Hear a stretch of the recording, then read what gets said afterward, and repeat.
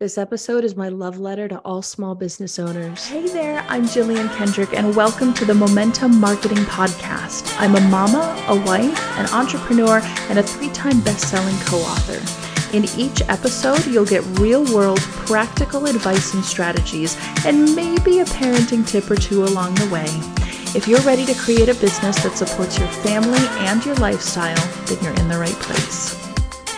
Hey there, thank you so much for tuning in to this episode of the Momentum Marketing Podcast. As always, I am your hostess with the mostest, Jillian Kendrick, and I hope you are having an amazing, wonderful day today. And if it's not amazing, I hope it is as good as you could possibly make it. So May is next week, and May is also Small Business Awareness Month. According to National Today, Small Business Month, celebrated in May every year, is a special tribute to celebrate small businesses, their courage, community efforts, and hard work for an entire month. Not just a day like we get Small Business Saturday in, I think, like November, like Black Friday time or whatever it is, but to truly recognize for the entire month of May that small businesses are in fact the backbone of the United States of America and a communal backbone for other parts of the world for sure. I think it's so important that we celebrate this and take a minute to recognize entrepreneurs and small business owners, not just in the United States, but all over the world,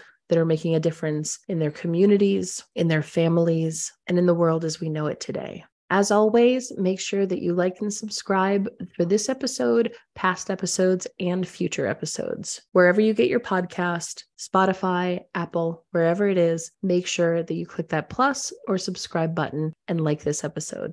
So to start us off, I want to give you a few statistics about small businesses. Did you know that 99.9% of businesses across the United States are in fact small businesses? Small business makes up the absolute majority, more than the lion's share, more than any other. 99.9% of all businesses in the United States are in fact small businesses. That is tremendous. That warms my heart so much. And it also makes me realize the impact of what I do as an entrepreneur to help small businesses grow and succeed, but also the impact that the small businesses have on their clients and their clients and their communities and their families. It's absolutely tremendous. Here's another statistic. Nearly half of all United States employees are in fact employed by a U.S. small business. That's amazing. And what's so crazy about that is 80% of small businesses in the US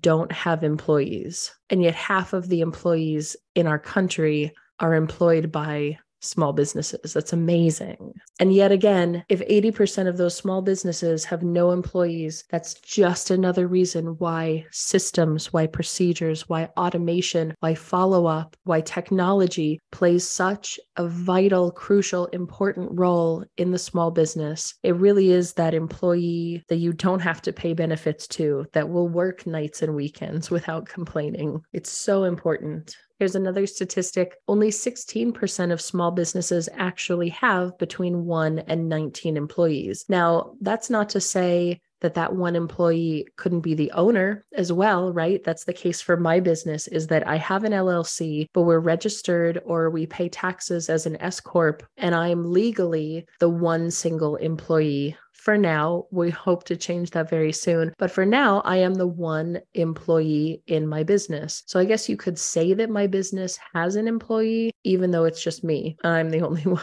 And I'm the owner as well. So I really wonder, in looking at that statistic, can we qualify that data a little bit?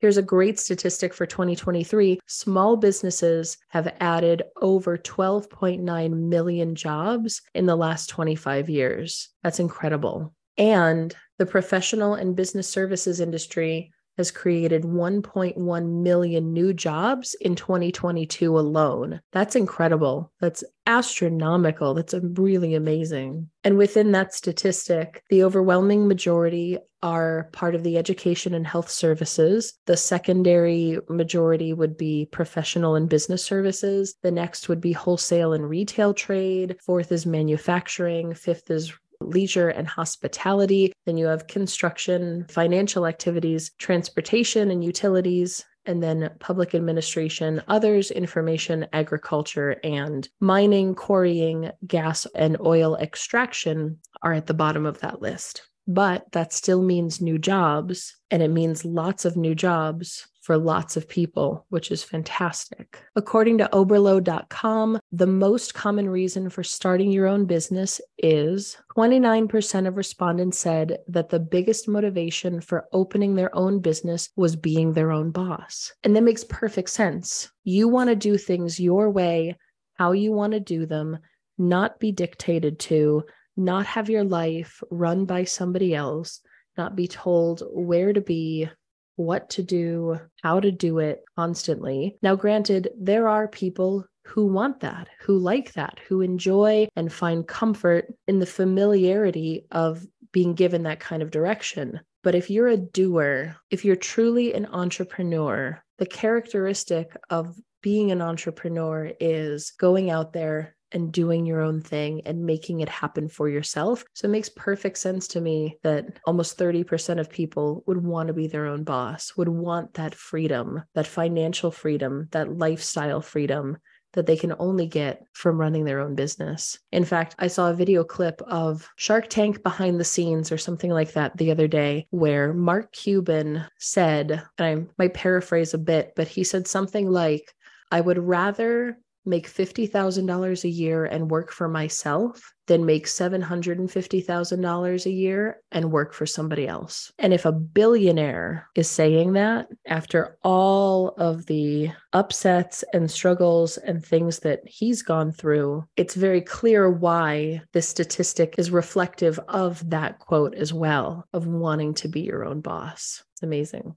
This is an interesting statistic that I wish had more numbers to it. I wish there was more detail. 20% of all small businesses fail in the first year, and nearly half of them will fail within 5 years. I've heard that statistic so many times over the years. In fact, I've been in business for myself 9 years now, which is really amazing and wonderful and an incredible feat in and of itself for sure. But when you're going through, or even if you are in the trenches of that first year in business, just know that if you want to stay within that 80%, if you want to be one of the successes, you just have to last a year. You don't have to be wildly successful. You don't even have to make more than $1 to technically be in the black, right? But if you can last that first year, you are within the 80% of small businesses who will continue to succeed. And then of those that do succeed and make it past that first year, half of them will make it to the 5th year. So if you can get past that first year, that's a huge hump. But then to make it to year 5 is really, really incredible and powerful. It takes grit and tenacity, but it also takes systems. It takes processes. It takes people. Here's an interesting statistic from 2021. The primary reason that most businesses fail is because they run out of cash. It makes perfect sense to me. If you're not making money, why would you stay in business? If you're running out of cash, if you're bleeding yourself dry in some way or another, then the business isn't working, right? So what can you do if you're trying to get over that 1 year hump and then you're trying to make it to year 5? What can you do to stretch that out? How can you make sure that you're staying within 30% of your net income? Here's an interesting statistic. I can't ever remember exactly where I heard it, but this is amazing about small business owners. Did you know that only 10% of businesses owned by women will ever make it to $100,000 in revenue? And of that 10%, only about 1 to 3% of those will ever actually make $1 million in business in a year. That's staggering, like absolutely staggering. With all that there is out in the world, with all of the abundance, with all of our amazing, incredible gifts that we have to share that people need, to know that only 10 to 12% of female-owned businesses will ever reach $100,000 a year in revenue. And of that, only 1 to 3% of those like 10 to 12%, will ever actually make $1 million in 1 year. That's staggering. That's insane to me. It should be much higher. Before I give you some closing remarks, I want to leave you with this last one statistic. B2B e-commerce sales in 2023 are projected to grow by more than 80% by 2025. In other words, the e-commerce market right now in 2023 is projected to reach $1.1 trillion. And according to that last statistic, it's going to grow by over 80% within the next 2 years. If you aren't yet selling a course, if you don't yet have a program, if you are not marketing yourself online yet, or if you're doing it and you're doing a so-so job, or you're not getting the results that you want or that you think you should be getting, let's have a conversation, because I want you to have a piece of that $1.1 trillion pie in 2023. And I want you to have part of the nearly $2 trillion for the next 2 years. If that sounds like you, email me at hello@jilliankendrick.com and let's start a conversation. As my dear friends from Keep, their tagline is keep growing, keep serving, keep going. That is the marching orders of the entrepreneur. Continue to serve, continue to grow, continue learning, and just keep going. Whatever it is that you're going through, it is, as Marie Forleo says, figure outable. Whatever situation you're facing in business or even in life, know that someone has gone through that before. And it's not your job to figure it out all by yourself, all alone. It is your job to find someone who has been there before to show you and give you a guideline for how to get it done the best and fastest way possible. Your struggles are yours. They are unique to you, but they are not yours alone. Whatever it is that you're going through in life, in entrepreneurship, in business, I promise you, someone else has been there. Someone else has been through it. Someone else has come out the other end of that problem. Maybe not unscathed completely, but they have been through it. And that's your job. Your job is not to solve every single problem all by yourself, all on your own, and figure it all out.